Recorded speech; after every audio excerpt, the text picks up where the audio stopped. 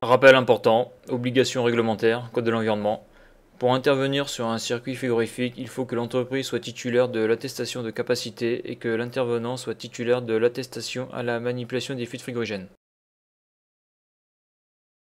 Le port des équipements de protection individuelle est nécessaire pour intervenir sur le circuit électrique et frigorifique.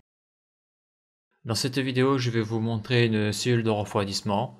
J'ai une panne et je vais faire quelques contrôles, mais je me rends compte que la cellule de refroidissement a été posée de telle manière que toute intervention de maintenance est impossible, car il n'y a pas d'accès. L'accès n'est pas possible.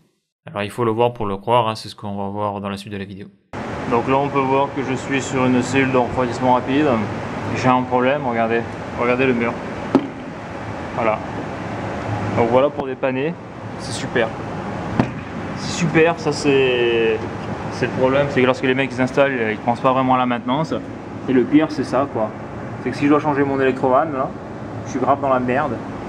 Parce que ici là, ils ont mis une autre cellule de refroidissement, ils ont fermé quoi. Ils ont fermé en définitif.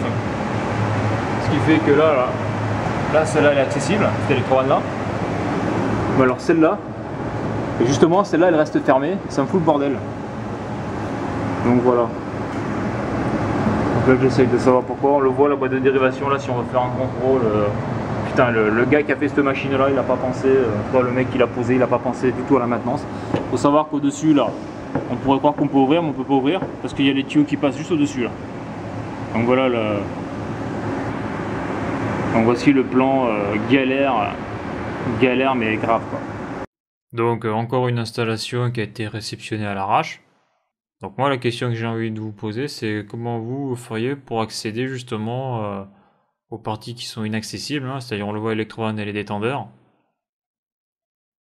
Car il est impossible d'avoir le bras assez long et même d'y passer le corps quoi. Et donc comme on l'a vu dans la vidéo, il est impossible de passer par derrière parce que c'est fermé. Et en plus il y a un coffret de régulation dessus, donc il faut tout péter quoi. Donc voilà, donc vous comment vous feriez face à ce type de situation? Car la panne que j'ai vue, c'était donc l'automate de la cellule de refroidissement. Donc il y avait un défaut qu'il fallait quitter parce que la cellule de refroidissement avait fonctionné beaucoup trop longtemps. Personne ne l'avait surveillé, ça avait coupé en BP. Voilà, c'était pas grand chose. Par contre, ça avait été fluidique, là, ça aurait été beaucoup plus compliqué justement à cause de l'accès. Alors voilà pour cette vidéo et à bientôt pour une prochaine vidéo.